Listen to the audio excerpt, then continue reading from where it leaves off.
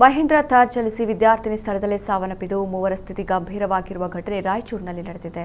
17 ವರ್ಷದ ಭೂಮಿಕಾ ಅಮೃತ ದುರ್ದೈವಿ, ಮೇಘನ, ಮಹೇಶ್ವರಿ, ಜಹೀದಾ ಗಾಯಗೊಂಡ ವಿದ್ಯಾರ್ಥಿನಿಯರು.